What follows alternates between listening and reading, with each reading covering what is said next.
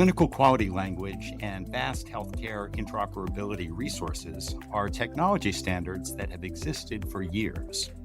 But even though CQL and FHIR are well established, myths or misconceptions about them persist. I'm Andy Reynolds. On this episode of Quality Matters, we distinguish fact from fiction regarding CQL and FHIR. I started by speaking with two leaders at Smile Digital Health who have spent decades working on these topics.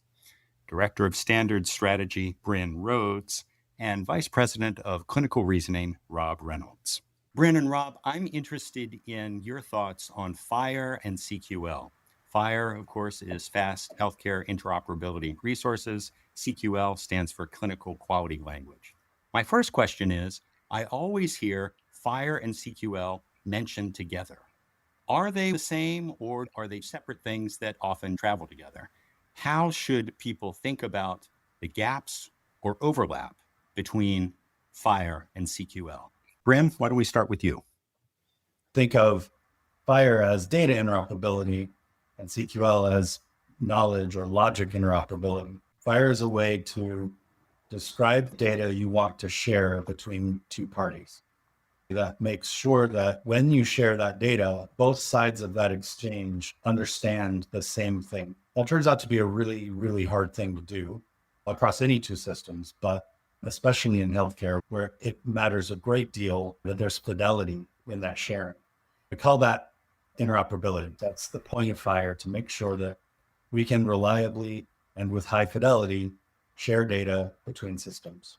So I think of FHIR as an exchange platform. CQL is separate, but it has the same goals. If I say I want to add two numbers together, I can express that on one side of an exchange and share that across that exchange and make sure that calculation is understood in the same way across both sides. So you can think of FHIR as data interoperability and CQL as knowledge or logic interoperability.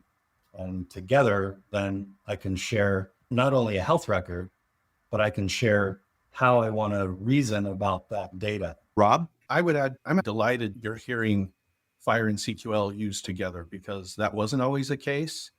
People in the past used them separately and thought these things are completely distinct. Both of them have their power and bring the value separately, but you need both of them to achieve greater value. If you have FHIR, you have ability to share the data in an interoperable way, but you don't have an interoperable way of doing something with that data. We can express questions. What about this about the data? We can do that in a shared interoperable way with CQL, but if the data isn't interoperable, the ability to share questions doesn't do much because you can't get the data that those questions are about. So hearing people talk about those things in the same sentence, that's fantastic. That's exactly where we need to be. How or why did people ever separate them? Traditionally, that's what we've done in healthcare. Siloed technologies and siloed data and logic. That's just our status quo. Our natural tendency is to think of these things as separate, but they all work together. You need the interoperable data exchange, the way to exchange the data between different organizations, the logic exchange, the way to make sure that everyone who's asking questions or analyzing the data is doing it the same. They're asking the same questions and getting the same answers. I'm curious about CQL's origins and where it's headed. Bryn, I'd like to start with you because someone told me Bryn is practically the father of CQL. Tell me about that, please, and also give me your assessment of your creation and where you think it's headed. About 15 years ago, I was part of the group that developed it, and I was one of the main editors. We built it to, one, be independent of the model, so we could use it to talk about data, whether it was in FHIR or whatever. And we built it to be independent of terminology. It's a very flexible language for expressing things that are common in clinical logic. Because of that, it's able to be used in different places. Not only is it used in decision support and quality measurement, but we see it used to represent computable guidelines, public health reporting rules, clinical trials, schedules of activities. We're seeing it used in just a ton of different places. And in that sense, it's very much a success. Rob, what's your take on all this? I would add there are benefits that at least I never expected. Part of it is around the human readability of CQL. You have this kind of divide where you have people who know clinically what needs to happen, and there's a translation to people who know how to express that in a computable format. Those conversations are lossy. So it's difficult to answer the question, does this code do what the clinician intended? But because of its natural language-like structure, AI picks it up really well, which opens the opportunities for how AI can interact with it. AI is the buzzword, but it does understand CQL at a deep level. And we're just starting to tap into the ramifications of that. We can already see it's powerful. That sounds like a pleasant surprise or something that has gone better than expected. What's something that has not gone well or something that you've had to correct? One of the things that we constantly are trying to correct is the feeling CQL does quality measures, and that's it. Because CQL was initially used in that measure use case, people have the understanding that is only for measures, and that's just not the case. The truth is CQL can't by itself do quality measures. You need a measure structure that says, use these expressions in a certain way to calculate a measure. CQL just lets you define the populations involved. It was designed to be usable across decision support and measures. And we chose those because they're opposite ends of the spectrum in terms of decision support running on a single person and quality measures running on the entire population. That's one of the things we struggle with and try to correct. It's really important that it's not just about measures. It can do measures, it can express populations. Tell me more about how clinical quality language is not about quality measures. The quality in CQL is really about quality improvement. Quality measures are part of quality improvement. So to improve quality, I have to measure it. But then I also have to take actions based on those measures. So decision support is one of the interventions, and often those are tied to measures. We need a formalism that lets us talk about things in a way that's independent of the technology, in a way that's independent of how it's deployed, independent of the data model that it's going to be run on. All of those things needed to be separated. And now CQL is a way that we have this across the entire spectrum, from a single patient to a group of patients, to a facility, to a group of facilities, to hospitals, to networks, to regions, all the way up to potentially global populations. We can use the same definition of diabetes across that entire spectrum. And there's nothing else that can do that in the same way. You've identified myths and misperceptions about CQL. What about FHIR? I have one. If we're doing FHIR, then we're interoperable. We just use FHIR and then that's it. FHIR is a way to enable interoperability, but FHIR by itself cannot achieve it. FHIR is a framework that lets parties agree on how they're going to exchange data. But by itself, if I just implement a FHIR server, I haven't gotten interoperability. I have to implement a FHIR server, and the people that request data from my server have to have expectations that are met about the data that they're going to get. And that's super important when we then take that and talk about running measures on that data, because those measures are written with those same expectations, right? It's a really important aspect of FHIR to understand that it requires parties to agree on exchange in order to get interoperability. And the more parties agree, right, the broader that interoperability umbrella gets. Rob, any myths or misunderstandings about FHIR and CQL that you encounter out in the world? The biggest myth I encounter is that either FHIR or CQL are this brand new thing that just came about. We've obviously been modeling data and modeling logic in healthcare all along, ever since we got computers. There have been prior languages for talking about healthcare. This CQL progression is along a long line of other implementations and learning from those and making the next implementation better, and then learning from those and making the next implementation better. And the same with FHIR. Interoperability sounds like a great idea. I don't see how anybody could argue with interoperability. But I understand there are at least 5 different types of interoperability. So I'm wondering, is part of the challenge in getting to interoperability people's definitions of what interoperability is? Yeah, that is a big challenge. When we say the word interoperability, it's like with any word, especially in as technical a space as this is.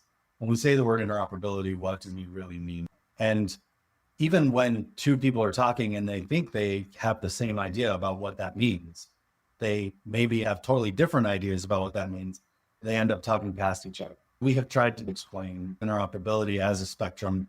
It's not like a 0 or a 1, you know, like either have it or you don't.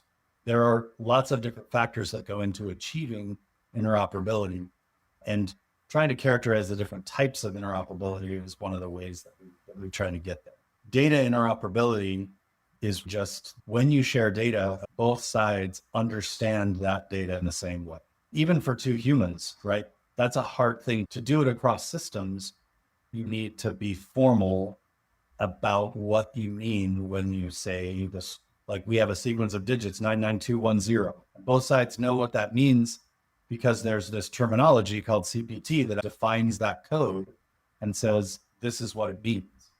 And so there's always that human component of people that entered the data and the people that are using the data to understand what it means on the other end. That makes interoperability challenging to achieve. How should business leaders incorporate interoperability into their business strategy? Rob? Business leaders should stop treating interoperability as a compliance obligation and start treating it like a competitive advantage. Your ability to innovate, to grow, reduce cost, it's all constrained by lack of interoperability. Think of trying to run a business in the modern world without the internet. That's effectively what you're doing with healthcare with the lack of interoperability. It has been, for the most part, recognized in other sectors and addressed, but not yet in healthcare. We're still on our way. The first step is to treat interoperability as a core enabler of your business outcomes, not just a compliance checkbox. For another perspective on what I was learning from Bryn and Rob, I spoke with NCQA Chief Technology Officer Ed Yerkeson. Ed, remind me, please, what is NCQA's stance on CQL? NCQA is committed to CQL as the source of truth for digital measure logic and for quality measurement logic. CQL is a great language that enables you to express measure logic in a definitive way, where English can be very ambiguous. Using CQL, we're providing clarity to the definitions of measures. The decision we've made at NCQA is to use FHIR-based CQL. CQL is able to work off different data models. We are leveraging the FHIR industry standard data model for exchanging healthcare data. This is what we are using as part of our infrastructure for creating digital quality measures. We are working closely with Smile and other organizations in this ecosystem to drive the adoption of digital quality measures, leveraging industry standards. Did anything we learned from Bryn and Rob jump out at you? As Bryn highlighted, the CQL language is developing and evolving as organizations create new CQL engines to implement this logic. There are many other use cases, and the language is evolving to support these other use cases, whether it's prior authorization, clinical decision support, and writing just the logic in CQL is fantastic, but you also need the development of CQL engines to execute and operationalize this logic. So we support the work that Smile is doing, driving forward the industry standards for CQL and for FHIR. Ed, you and I last discussed CQL engines in podcast episodes 18 and 19 in February and March 2025. We will link to those programs in the show notes so people can get access to that background. But is there anything new in the world of CQL engines you think the quality community should know about now? Well, engines are evolving, and engines are developed for specific use cases. NCQA has developed an open sourced CQL engine for the calculation of digital HEDIS quality measures. That engine can be utilized for other use cases. Think of engines as calculators, and each engine has different functions and functionality that it can use. The CQL language is very broad and very extensive. However, there are not engines that cover the entire spectrum of the language. Think of the language as being Webster's dictionary. In Webster's giant dictionary, I, Ed Yerkeson, only know a small portion of those words. I don't know the entire dictionary. Because of that, I'm able to only utilize the words that are in my knowledge. You can think of that as a great analogy for CQL engines. No engine is completely comprehensive, and these engines are being developed to solve very specific use cases. This is driving the whole industry forward. It is driving the standardization of logic, the standardization of interoperable healthcare data. We are very supportive of these efforts. And on clinical quality language being about more than just quality measurement, I wonder if part of the perception that CQL is only about quality measures, might it come from the name? Is there a branding problem or a naming problem where CQL, don't get hung up on the Q, the quality. It's not all about quality. It is not all about quality. It's about healthcare. It is a great language to express logic. That logic could be a digital quality measure. That could be the logic needed for prior authorization or for another workflow you're trying to implement. So it is a little challenging, the clinical quality language name, because it leads people to believe that it's just about quality, and it's not. It's about healthcare. Rob and Bryn, let's give you the last word. What would you ask of our audience, and what is your number one piece of advice? My ask for the audience would be to get involved, whatever that means for you.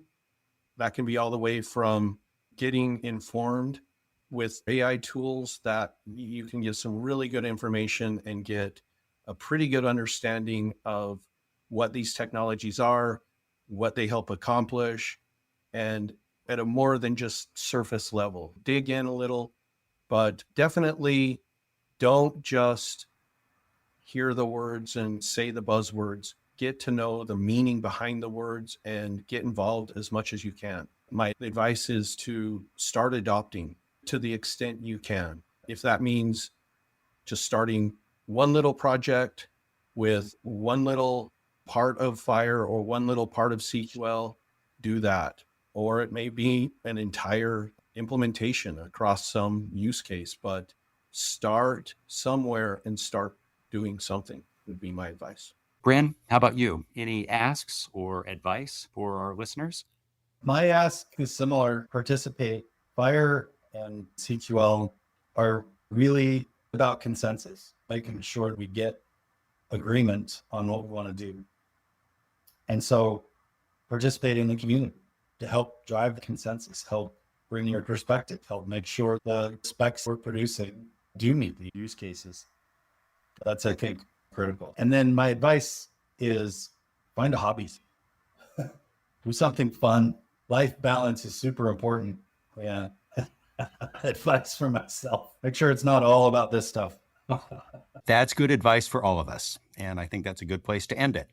Bryn Rhodes, Rob Reynolds of Smile Digital Health, thank you for being part of Quality Matters. We appreciate your being here. Absolutely. Thank you so much. Appreciate it. Thanks all.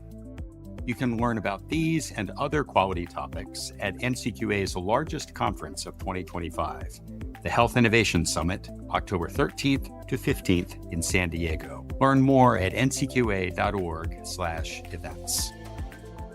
Thank you for listening to Quality Matters. You can always learn more at ncqa.org, and be sure to subscribe to Quality Matters wherever you get your podcasts.